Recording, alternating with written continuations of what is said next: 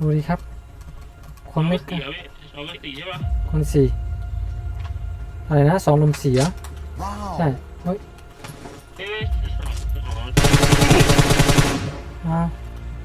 เฮ้ยโฟนี่ว่ะปอดไม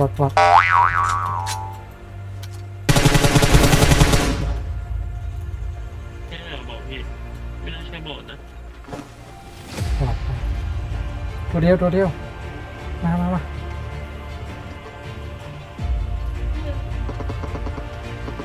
มีใครวะ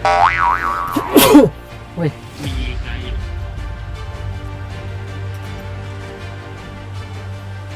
เดี๋ยวออกมาก่อนยิงสวย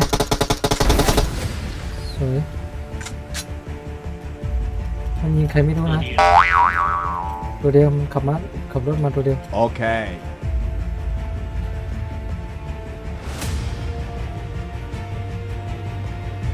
ช่อง โอ้โหตี ไอ้ช่องวนแล้วนี่ว่ะ ยิงใครไม่รู้ว่าที่มันเกือบมาหาเราได้หมดเลยเนี่ยถ้ามันจอดมาจากที่บ้านนี่มันจะเอามันมีคนล้มล้มเฮ้ย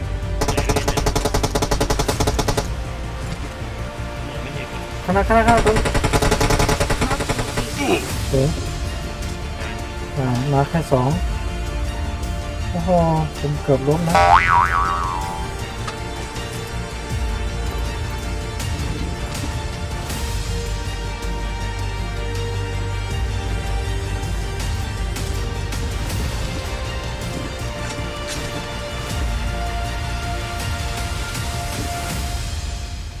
นี่ไงรถมันมาจอดรถตรงนี้ไงน่าจะเป็นที่เดียวกันกับเมื่อกี้นี่แหละ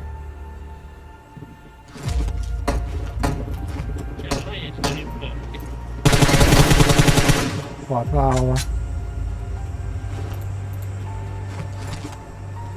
ฟอร์ดมีของ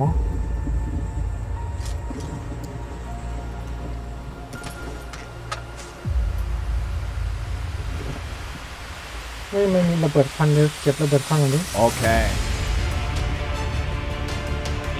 เดี๋ยว2 ตีนะ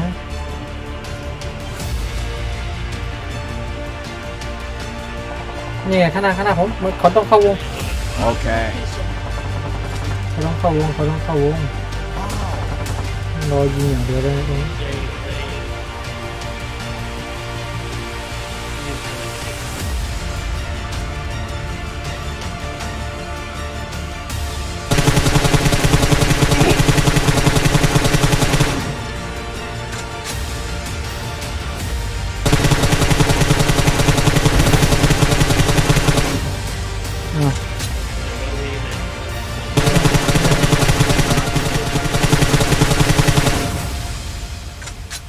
หนูเห็นเลย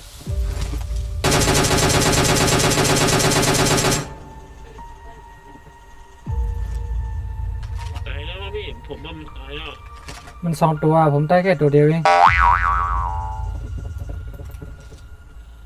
ยังไม่ได้ยิงเลยมันไม่อยู่เดี๋ยวมันล้มวงมันน่าจะตายวงตัวหนึ่งเหลือแค่2อ่ะใช่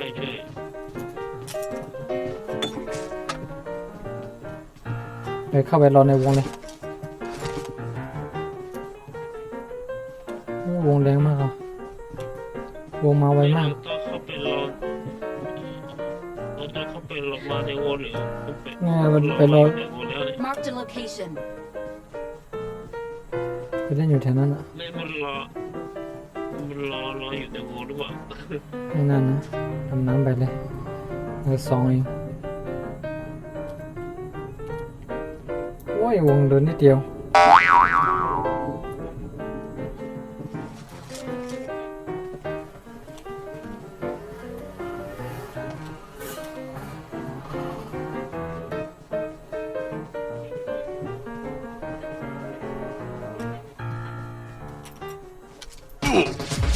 ยังไงมันเอาได้ไง ไม่อันนี้มันขึ้นไม่ได้ปะ ขึ้นได้ ได้อยู่ได้อยู่ เห็นมันไหม ไหนพี่อยู่ตัวไหนมองไม่เห็น มันอยู่ขวานิดนึงอะอะไรวะทำไมผมขึ้นไม่ได้วะเนี่ยอะไรวะ ใช่มันต้องขึ้นตัวนี้ Watch out! นี่รถขึ้นมา Watch ตัวนี้ out! ใช่มันจะอยู่หลังห้องน้ำนะ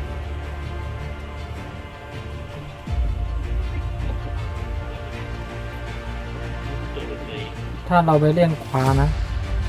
เราได้เปรียบนะ แม่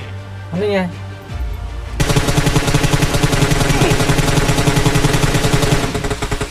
โอ้โหเอาเดือตัวนึงอยู่ไหนอยู่ไหน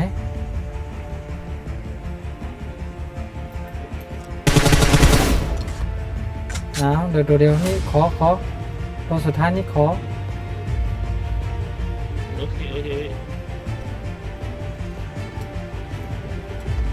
น่าจะอยู่ไหนอ่ะ ยิงตัวไหนตัวยิงแต่ละมา มันน่าจะอยู่ริมน้ำมันน่าจะอยู่ริมน้ำนี่ ตัวสุดท้ายนี่นะ ไงนี่ไง จุดนั้นนี่เลย นี่ไงโอ้โหนอนยิงอะไรขนาดนั้นโอ้ไงน่ะสองคนก็กินไก่ได้โธ่เฮ้ย